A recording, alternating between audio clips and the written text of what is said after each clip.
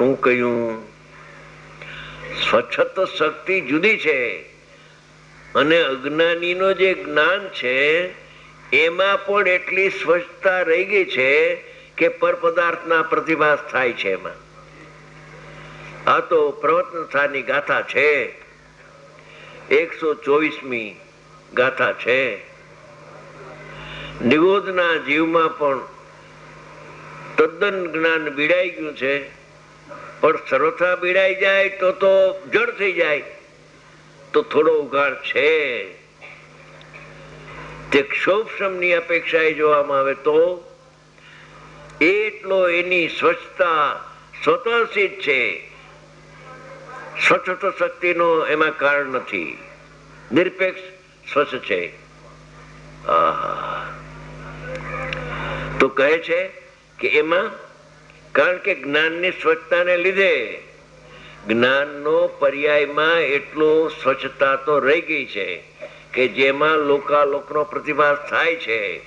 લોકાલોકનો હો, આ બધું શાસ્ત્રમાં છે.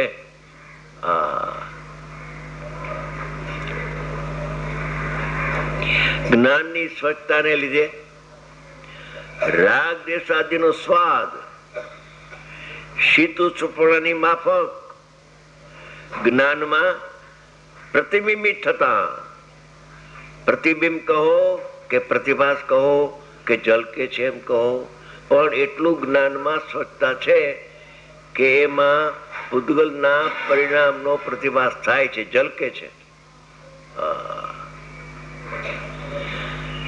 અભવી જીવને પણ થાય છે આવું. અભવી જીવના જ્ઞાનમાં તો પરનો પ્રતિભાસ છે. બધા જીવોમાં એમ લખ્યું છે, આઠે જ્ઞાનમાં. જયસરાચાર્ય ભગવાને લખ્યું કે આઠે જ્ઞાનમાં આ પ્રકારે પ્રતિભાસ થાય છે. 3 અજ્ઞાન અને 5 સમ્યક જ્ઞાન. કારણ કે જ્ઞાનની સત્તા શીત ઉષ્ણપણાની માફક, જેમ ટાઢી ઊની અવસ્થાનો પ્રતિભાસ થાય છે અને એમ થાય કે ભાઈ આ ટાઢી અવસ્થા છે, આ ગરમ અવસ્થા છે, એવું જે જાણપણું થયું ને, એ જાણપણું એનું એ સંબંધ એનું કે આ ટાઢી અવસ્થા ગરમ અવસ્થા એ પ્રતિભાસ ન થાય તો એટલું જ્ઞાન ન થાય. પણ એ ઇન્દ્રિય જ્ઞાન નું કાર્ય છે, આત્માનું કાર્ય નથી. ધ્યાન રાખજો. માફક જ્ઞાનમાં પ્રતિબિંબ થતા એ જ્ઞાનમાં જેમ ટાઢીઓની અવસ્થા આવતી નથી, જ્ઞાનો આવે તો જડ થઈ જાય. ટાઢીઓની અવસ્થા જ્ઞાનમાં ન પ્રવેશી શકે કે એ વાત તો એટલી વાત તો સાચી છે, પણ રાગની વાત શું આવશે હવે? એ તો પ્રવેશે ને જ્ઞાનમાં. જ્ઞાનમાં પ્રવેશ્યા વિના અજ્ઞાન કેમ થાય? ભવના અંતની વાત કોઈ અપૂર્વ હોય છે પ્રભુ. જ્ઞાનમાં પ્રતિબિંબિત થતા જાણે કે જ્ઞાન જ રાગ દ્વેષ થઈ ગયું હોય. જ્ઞાન રાગ રૂપે થતું જ નથી, પણ રાગ નો પ્રતિભાસ દેખીને હું રાગી, ક્રોધ નો પ્રતિભાસ દેખીને હું ક્રોધ. જ્ઞાન નું અજ્ઞાન કરી નાખી, ડાયવર્ટ કરી નાખે છે, કન્વર્ટ કરી નાખે જ્ઞાનને. જ્ઞાન નું ડોકું મેળવી નાખે છે.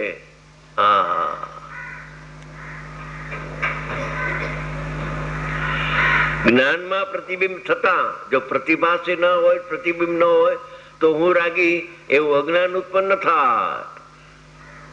અને પ્રતિભાસ છતાં પ્રતિભાસ રહી જાય છે અને અનુભવ થઈ જાય છે. કેમ કે પ્રતિભાસ થવા છતાં એ વસ્તુ જ્ઞાનમાં આવતી. રાગ જો જ્ઞાનમાં આવતો હોય તો અનુભવ ન થાત. એને ભ્રાંતિ થઈ છે, એ વાત સાચી છે. એટલી ભ્રાંતિ તો થઈ છે, હું રાગી છું, દ્વેષી છું, એવું અજ્ઞાન તો છે.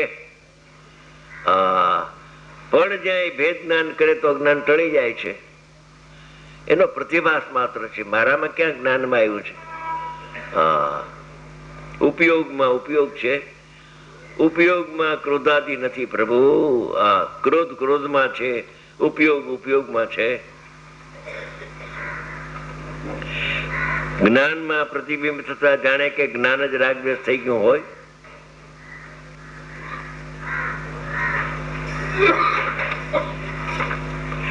એવું અજ્ઞાનીને ભાસે છે. શું કહ્યું? એવું લાગે છે કે જાણે હું રાગી થઈ ગયો, હું દેશી થઈ ગયો, હું મનુષ્ય થઈ ગયો, હું તિરીન થઈ ગયો, હું પૈસાવાળા થઈ ગયો. કેમ પૈસાવાળા થાય તો પૈસાવાળા છે તો પૈસાવાળા છો કહું છું. હું વાંધો કે નથી તમે પૈસાવાળા? લે, અરે હાય હાય, પૈસાવાળા નથી કે ના? એવો એક બનાવ બન્યો. હું હતો મુંબઈ, અમારા એક સગા દીકરાના સગા એ ત્યાં ચોપાટીની પણ ફરવા નીકળે, સમજી ગયા? તો ફરીને જ અમારે ઘેરે સવારે કોઈ વાર આવે, મોટી પાર્ટી, કરોડ 2 કરોડ 5 કરોડની, કાપડના વેપારી મોટા આવીને બેઠા, ચા પાણી પાયા. નામ એનું રાયચંદભાઈ. રાયચંદભાઈ, આ દેહ તો નાશવાન છો, કાલ ટેલી જશે. શું કયો છો? મેડા રોવા. અરે એને એટલું દુઃખ થયું કે આ દેહ વયો જશે. હાય હાય, આ પૈસો વયો જશે. હાય હાય, મારા હાથે હું કમાણું. વસંતભાઈ, એના હાથે તો કમાણું નથી, અભિમાન છે.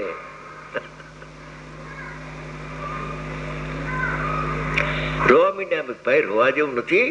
આ તો 100 વર્ષની ઉંમરે બધાને દેહ તો છૂટી જાય છે, અને દેહને તો તમે ઘણાને બાળી આવ્યા કે નહીં? કા બાળી આવ્યા તો એનો દેહ છૂટ્યો તો આપણો દેહ છૂટવાનો.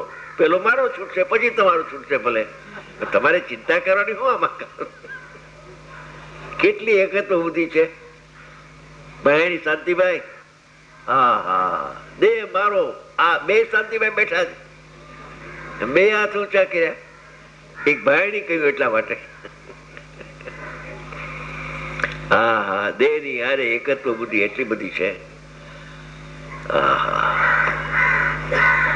દેહ ને માટે 5-25 લાખ રૂપિયા ખર્ચે અમેરિકા જાય, પણ જ્યાં કલકત્તામાં ફળાની એવા પૈસા બહુ હમણાં નથી મારી પાસે. 5,000 લખજો. હા હા, અને બહુ કરોડપતિ, અબજપતિ, 2-4 અબજ હોય, 2-4 અબજ તો લાખ લખજો. હા, એટલે કરોડ લખાવી દે ને, તારા ક્યાં ઓછા થાય છે? પ્રભુ પણ લોક કસાય.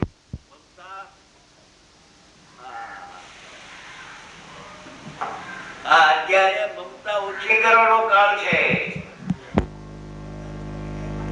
થઈ જાય તારું અવસર. મમતા ઓછી કરવાનો કાળ છે. મંદિર બનવાનું છે, ભગવાન બિરાજમાન થવાના છે, ભગવાન પધારવાના છે અહીંયા કલકત્તામાં. એટલે ભગવાનની પધરામણી થાય એમાં તારી મમતા ઘટે નહીં. હા, ગુરુદેવ તો દાખલો આપે છે કે કાગડો હોય ને, કાગડો તો પણ થોડુંક આવે તો કવ કરીને બધાને બોલાવે, કાગડાને નાચ ભેગી કરે. એટલે કણીઓ હાથમાં આવે, પણ ભાગ કરીને વેચીને ખાય. આ કે તને લક્ષ્મી મળી અને તું કાગડામાંથી જાય. ત્યાં ગુરુદેવને ક્યાં કોઈની પડી હતી. માટે અવસર આવ્યો છે કલકત્તા માટે. અહીંયા તો એટલી બધી વાત મેં સાંભળી, મને તો ખબર નહીં કે કલકત્તા આવું સમૃદ્ધ. આપણા મુમુક્ષની વાત કરું છું. મુમુક્ષુના 2 પ્રકાર, ગુજરાતી અને મારવાડી, 2 મુમુક્ષુ કહેવાય. સમજી ગયા? મુમુક્ષુ એટલે 2 આવી ગયા. ભેદ પાડવાની જરૂર નહીં. ખૂબ પૈસા, કોઈ મને કહે અબજ, કોઈ કહે 2 અબજ. એક જણો કે આની પાસે 500 કરોડ 5 અબજ છે. સમજી ગયા? એના પુત્ર બેઠા છે અહીંયા 5 અબજ વાળા, કોઈ 2 અબજ વાળા છે બેઠા હોય. પણ ભગવાન આત્માને અહીંયા મૂકીને જવું છે, છતાં એને મમતા ઘટતી નથી. તારી મૂડી બધી ક્યાં આપી દેવાની વાત છે? 1% 2% આપ તો ઘણું છે. એક બનાવ એવો બન્યો પ્રકાશ. હું હતો મુંબઈ, એમાં એક કરોડપતિ આવ્યા રાજકોટથી, મારા જાણીતા, મળવા. મને કે ભાઈ આટલા વખતથી હું ગુરુદેવનો સમાગમ કરું છું, પણ કઈ પરિણતિ મારી ફરતી નથી. તમને મારો કાંઈ પણ દોષ લાગતો હોય તો તમે મને બતાવો. બતાવું પણ તમને દુઃખ ન થાય. હું તો ચોખ્ખું કહીશ તમને, તો કે મારે ચોખ્ખું સાંભળવું છે. સમજી ગયા? ભાઈ ખરેખર કહું તમને, કેમ ક્યાં અટકા છો? કે હા, કે પૈસા સંબંધે તીવ્ર લોભ તમને છે. મેં કહ્યું તીવ્ર લોભ તો હોય ગ્રસ્ત, એની જુદી વાત છે, પણ તીવ્ર લોભ છે. બે કાન પકડ્યા. લોભ તો એવો છે લાલચંદભાઈ, શું તમને કહું. અમારી ક્રેડિટ છે બેંકોમાં, અને ચારે બાજુથી કોઈ ઠેકાણે 10 લાખ 20 લાખ 50 લાખ લઈ લઉં અને 5-25 કરોડ ભેગા કરવું થઈ શકે, અને પણ ડ્રાફ્ટ કઢાવી શકાતો નથી. એ વાંધો. નકર તો ડ્રાફ્ટ કઢાવીને લઈ જાઉં ને છોકરા પછી ભરે. મારે ક્યાં જો આવવું છે કર્જને? છોકરા ભરશે. પણ લાચાર છું કે ડ્રાફ્ટ નીકળતો ભાઈ, ડ્રાફ્ટ નીકળતો હશે, કોક તો કઢાવતો હશે. હો, કોકને એવી બુદ્ધિ હશે કે આપણે લઈ જશું ભેગા. અરે એક રજકણ ભેગું નથી આવતું. સાંભળને ભગવાન, હા, તું ક્યાં રોકાઈ ગયો? પૈસો તારો છે, સાથે આવવાનો છે. હા, તું અમે ક્યાં કહી છે કે બધું આપી દે, પણ ત્યાં સુધીનું વાત છે શાસ્ત્રમાં તો કે કમાણીની 10% તો કાઢવા જોઈએ ધર્માદામાં. અહીંયા સુધીનો પાઠ છે. હા, મૂડીના નહીં, કમાણીના 10%. મૂડી તારી પાસે ભલે 5 અબજની હોય, પણ કરોડ 2 કરોડ 5 કરોડ તો કમાય ને. અબજ વાળો તો કરોડ, એને વ્યાજ તો આવે ને. હા, કમાણીના 10% આપે તો અહીંયા ભંબલી ભરાઈ જાય એવું છે, પણ 1% કાઢે નહીં. આ શું કરવું? હા, પ્રભુ અવસર આવ્યો છે આ કલકત્તામાં. પછી કલકત્તામાં બીજો અવસર આવો, મંદિર થવાનો, ભગવાનનું પ્રતિષ્ઠા થવાનો અવસર આ છેલ્લો પેલો છે. અપેક્ષા બધું થશે ઘણું. માટે આચાર્ય ભગવાન કહે છે કે એને લાગે છે અજ્ઞાનીને કે આ રાગ મારો, તેથી તે માને છે કે હું રાગી છું. માને છે, હો, રાગી થતો નથી. એક સમય પણ ઉપયોગને રાગ એકત્વ પામે. એકત્વ પામી જાય તો વિભક્ત ન થાય. એકત્વ પામે તો જ્ઞાન જડ થઈ જાય. રાગનો માત્ર એમાં પ્રતિભાસ દેખીને હું રાગી છું એને માને છે. આ ખરેખર જ્ઞાન પણ છોડે અને રાગ રૂપે થઈ જાય. જ્ઞાન ઉપયોગ હજી, હો, જ્ઞાયક ની વાતો જુદી. હવે ઉપયોગ પણ એ રૂપે થતો નથી, તો આ પરમાત્મા રાગ રૂપે તો ક્યાંથી થાય? સોચ વિચાર કર.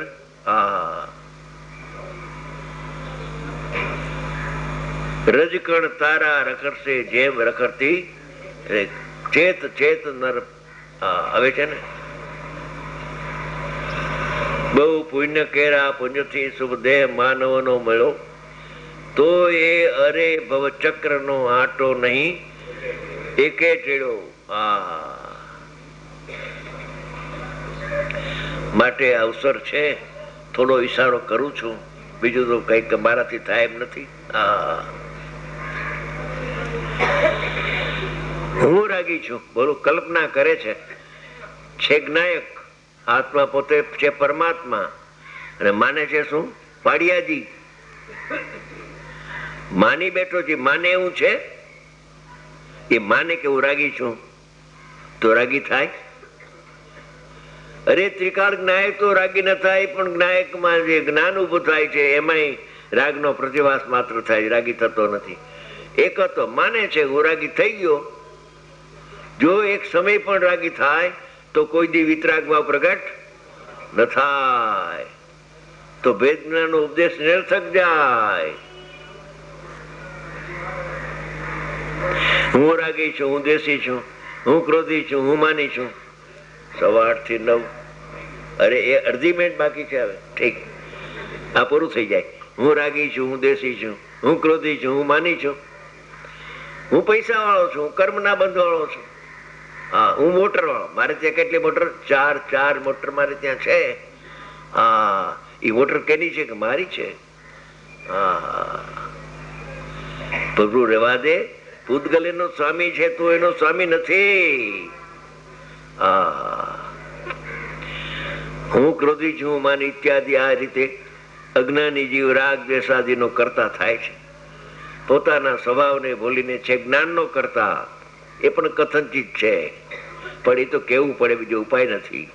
રાગનો કરતા નથી, માટે જે જ્ઞાનનો કરતા છે. જ્ઞાન સ્વયં થાય છે. પર્યાયને દ્રવ્યના કરતાપણાની અપેક્ષા વિના જ્ઞાન પ્રગટ થઈ જાય છે.